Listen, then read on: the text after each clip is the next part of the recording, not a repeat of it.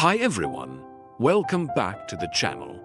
Thank you for watching and I hope you will be fluent in English.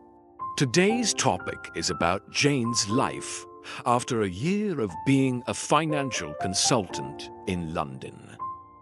So Jane, it's been a year since you moved to London. How's life treating you in the big city? It's been quite the ride. London is amazing, so much to do and see. But honestly, it's been pretty hectic too. My job as a finance consultant keeps me on my toes. I love the work, but it's stressful and busy all the time. I can imagine finance is no walk in the park, especially in a place like London. What's been the hardest part for you? Probably the constant pressure to perform, the deadlines are tight, and there's always so much at stake. But at the same time, I feel like I'm really growing in my career. The city has a certain energy that keeps me going, even on the tough days. That sounds intense. Do you ever get any time to unwind? Not as much as I'd like, but I try. Weekends are sacred if I'm not too exhausted. I like to explore the city, maybe catch up with friends, or just relax at home. It's all about finding a balance, you know? That's the key, isn't it? I'm glad to hear you're still finding moments to enjoy yourself despite the craziness. Do you think London feels like home yet? It's getting there. The first few months were a whirlwind, but now I'm starting to feel more settled. I still miss some things from back home, but London has a way of growing on you.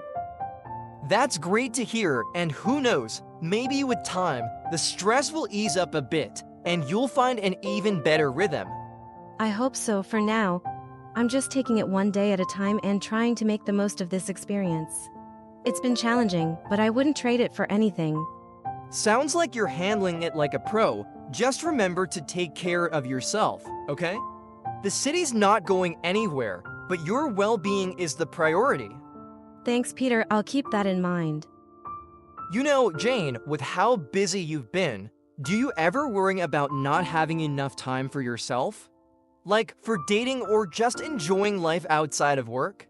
All the time. Actually, I love my job, but lately, I've been thinking a lot about finding a better work-life balance. I want more time to date and eventually settle down.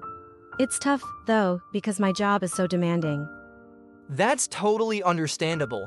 You deserve to have time for yourself, especially if you want to date and eventually get married. Have you thought about making any changes to your schedule? I've been trying to figure that out. Maybe I could start setting stricter boundaries at work or talk to my boss about managing my workload better. It's just that the pressure is always there, and I don't want to fall behind.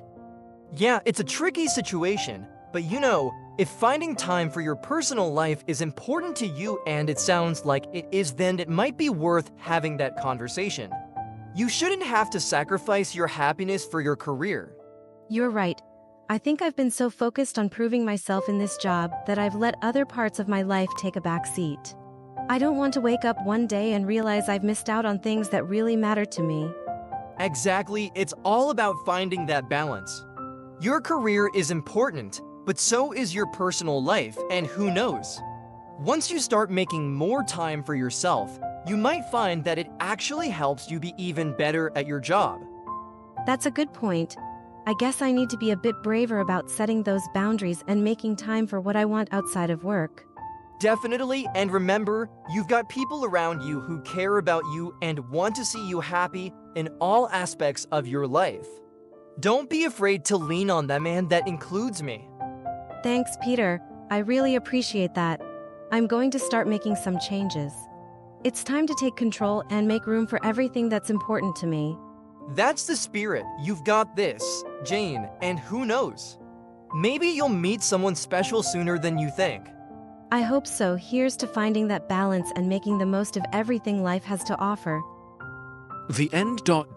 We hope today's podcast will bring you many interesting things and help you practice your English listening and reading skills better. If you find it interesting, please like and subscribe to the channel. Thank you.